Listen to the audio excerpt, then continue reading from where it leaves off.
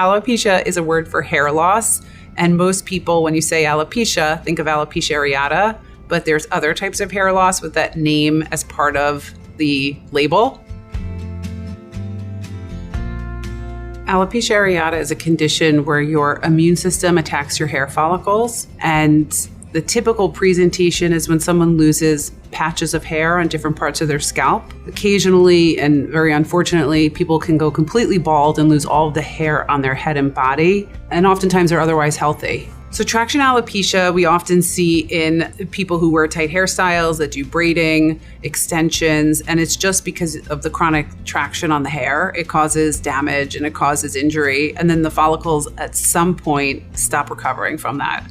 Aging can affect hair loss in different ways. Your hair ages like your skin ages. So there is a change in the amount of time that your hair spends in what's called the anagen phase, which is the growth phase of the hair cycle. So over your lifetime, your hair shortens, the texture of it changes as you lose pigment, and the hairs become finer and less hardy. So there's androgenetic alopecia, which is male and female pattern hair loss, which is hormone-induced and has to do with heredity.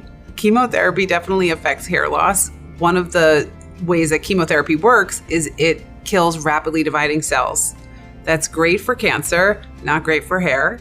Your hair cells are rapidly dividing, so that's why the hair falls out with chemotherapy. If you're under stress, your body is not going to expend energy to grow hair, so oftentimes hair growth gets shut off.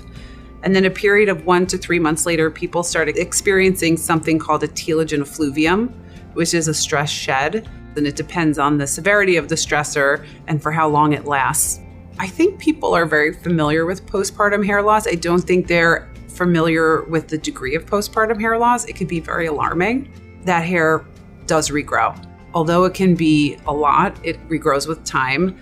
Hair loss is often the presenting symptom of many conditions, particularly autoimmune or inflammatory conditions. For instance, hypothyroidism, when your thyroid is low functioning, often the first symptom is shedding. A common presenting symptom of lupus is hair loss, and different nutritional problems can lead to hair loss because if your body's not getting enough of the building blocks, it will shut off hair growth in favor of more important bodily functions. I think a lot of people do internet searches to figure out why they're losing hair, and they try home remedies, but really if there's an underlying condition and it's not addressed, it doesn't matter what you do. If you don't address that, your hair is not going to grow. So I think it's very important to see a doctor if you have hair loss.